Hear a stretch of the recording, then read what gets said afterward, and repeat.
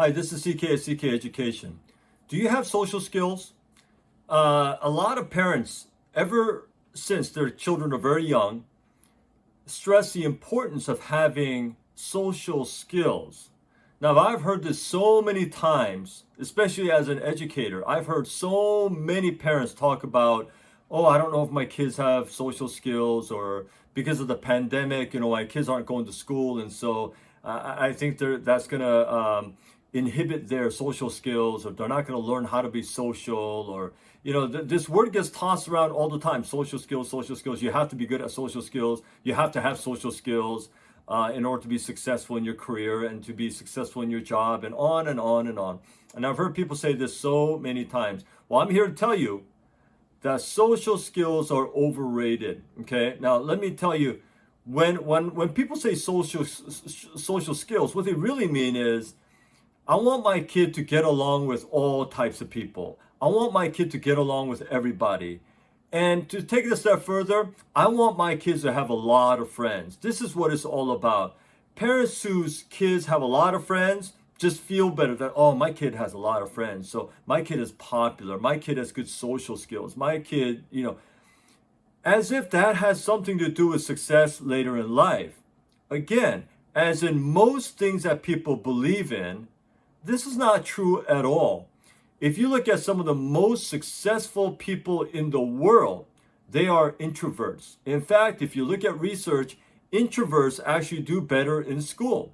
The kid who doesn't have a lot of friends, who isn't the social butterfly, who doesn't make friends with everybody, usually does better in school. Research shows this. Also, like I said, if you look at some of the most successful people in the world, not only are they introverts, if you look at how many close friends that they have, the vast majority of them have very, very few friends. I saw a study one time in which, they asked some of the most successful people in the world how many best friends or close friends that they had. And the results are surprising. If you look at, who is Bill Gates' best friend? Melinda Gates, his wife. Anyone else? Not really. Steve Jobs, the late Steve Jobs. Was he a social butterfly? Did he have a lot of friends? He was basically a loner, all right? He didn't have a lot of friends. If you look at Warren Buffett, does he have a lot of friends? Well, he has a lot of associates for sure. He has a lot of influence, but a lot of very close friends? Probably the one guy he started Berkshire Hathaway with. I think his name is Charlie Munger or something. So like that one person. What about Elon Musk? Does he have tons of a lot of friends? No, it's like his brother whom nobody knows about. So if you look at some of these, some of the most successful people in the world, they usually have a very, very close and very few really close friends. This is an important point. And one of the other things that you might find interesting is most successful people, one of the common attributes, they all have different personalities, they have different values, they have different ways of going about doing their business, they have different philosophies on business, and they have different things that they make money in, and but one commonality among most successful people, do you know what that is? Is that they don't really care about other people. Now, when I say they don't really care about other people, I'm not saying they don't have compassion. What that is saying is they don't really care about what other people think. They are not trying to please everybody. This is why when you see a lot of successful people, there's so much hatred, there's so much opposition against them, and yet they seem to be doing just fine. Okay? Because the more powerful you get, the more successful you get, the richer you get, the more influence you have, the more well-known you are, there will always be people who come up against you. That is just a matter of life. Okay? There is no way to make everybody like you, everybody love you. That should not even be close to a goal in your life. If you do that, you are much more likely to fail. You can't worry about what other people think or say or do. You just got to do what you got to do. And you have to focus on doing what's right. And I said in a previous video, seek truth rather than approval. It's not about approval. It's not about how popular you are, not about how many followers you have, or how many likes, or how many subscriptions, or how many views. It's nothing like that. Your purpose and my purpose in life is to find our own callings and pursue that with passion, with humility, and be true to our calling. It is not about what other people say, what other people think. And it is not about having good, quote, good social skills. The goal is not to get along with everybody. We should not go out of our way to not get along. But in the same vein, we shouldn't really go out of our way to get along with everybody. We don't have to get along with everybody. We don't have to have everybody agree with us. A lot of times what happens is when you raise kids like this and you say, you know what, I want them to have great social skills. So it comes into everyday practice. So they come home from the playground, they come home from playing outside and they had a problem with the kid, or they have some kid who's not very nice or who's a jerk or maybe even a bully. And a lot of these parents who want their kids to have, quote, good social skills will say something like, well, you know what, honey, just the people are different and just try to get along, just be nice. Yeah, but mom, the other kid hit me, well, just, don't hit back, just be nice. And because why? The parent wants the kid to have good social skills. I just want you to I don't want you to make any enemies. Do not make any enemies. I don't raise my kids like that because my goal is not for them to get along with everybody. My goal is to have them learn the truth and do things the right way, do the right things. Now, if there's a bully in the neighborhood, if there's a bully in the school, I tell my kids, for example, look, if you go to school and there's a kid who bullies you, okay, for example, then you tell the teacher. First thing, tell the teacher. And then the guy does it again. You can tell the teacher twice. And then after that, if the guy does it again, then protect yourself, defend yourself. If the bully hits you, knock him out, okay? Get it done so he doesn't bully you again. Somebody kicks you, kick him back harder. Now, I am not for teaching my kids how to get revenge. I am not for teaching my kids how to be violent. But I am for teaching them to defend themselves, teaching them to have self-esteem, teaching them the right way to do the right things. This is what I know about bullies, and I'm just focusing on bullies because this has come up in my mind. But look, when you're dealing with a bully, I only tell my kids to tell the teacher because that is the right protocol. But I know in my head that telling a teacher usually doesn't solve the problem. It doesn't usually solve the problem because bullies aren't like that. When somebody bullies you and you go tell a teacher and the teacher talks to the bully's like, man, you're just a wimp. You went and, tattletaled on the teacher or something like that. And they'll bully you even more. That's how bullies are. Okay. So that's why I'm always ready to say, look, if he bullies you, I already told the teacher that. Okay. Just tell the teacher one more time. But I already told the teacher it didn't work. I understand. Just tell the teacher one more time. And after the second time, if he bullies again, then you can hit him. Okay? And if he hits you, you can knock him out. It's okay. All right? But then I might be suspended. I might have detention. It's all right. It's more important to learn to defend yourself. Okay? And you should never start a fight. You should never be a bully. But getting bullied is different. You have to stand up for yourself. You have to get rid of that problem. I'm not saying kill anybody, but I'm just saying you got to knock that person out so that you get respect so that that person doesn't bully you again. It's the only way to take care of bullies.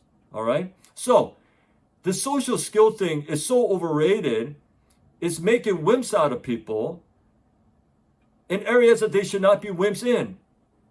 I'm not, again, for being all macho and being tough and, bullying people. It's not about that. It is about having self-respect, self-esteem, self-worth, the ability to defend myself, whether in word or in deed. And the important thing is not social skills, because social skills, as people define it, get along with everybody, don't make any enemies. You can try all you want not to make enemies. Enemies will be made for you. It doesn't matter what you do. The more successful you are, the more enemies you will have. The more well-known you are, the more people will hate you. It's just a matter of life. It's just a fact of life. This is what happens. So rather than trying to have, quote, good social skills and getting along with everybody and not making any enemies, you should focus on doing what you got to do, doing the right thing, the right way, seeking truth rather than approval.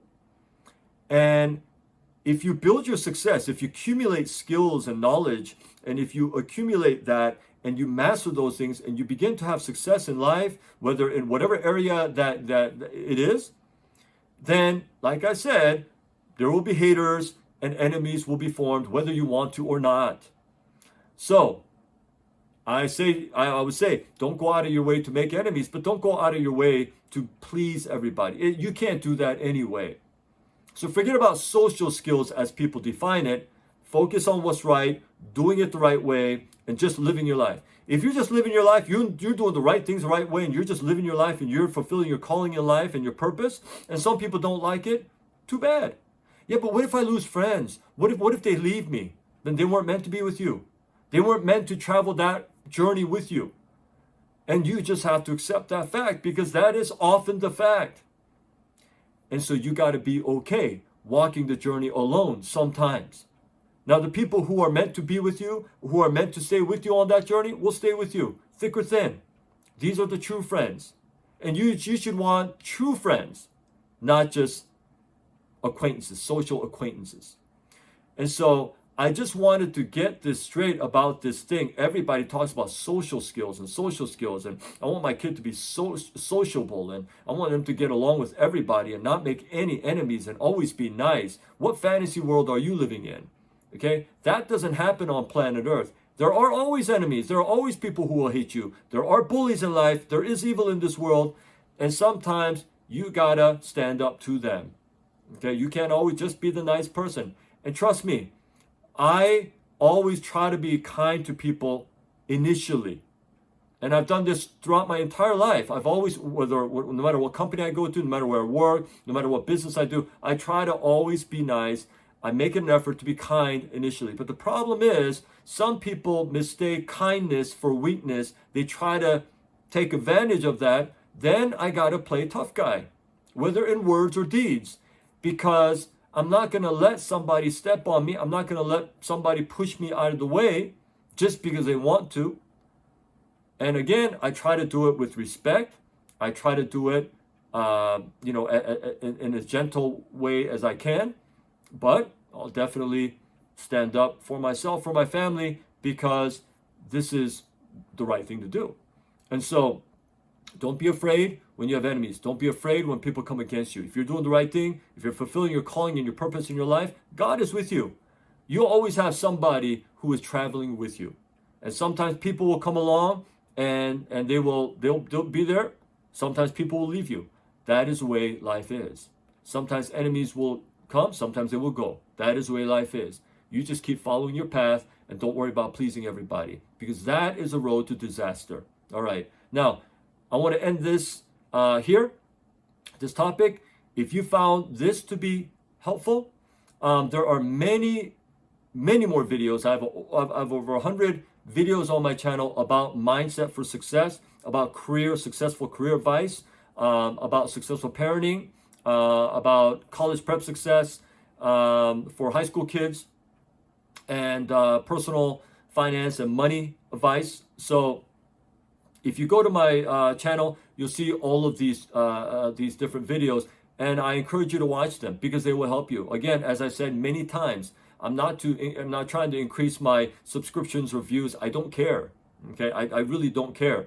What I care about is you watching this is helped, and that you learn, you change, and your life is improved. That is my motivation and my goal.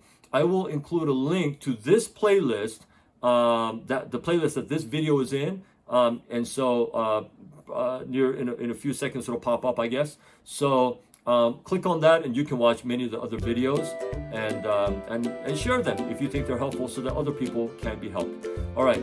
So again, thank you so much for watching this video, and until my next video, I hope you stay well.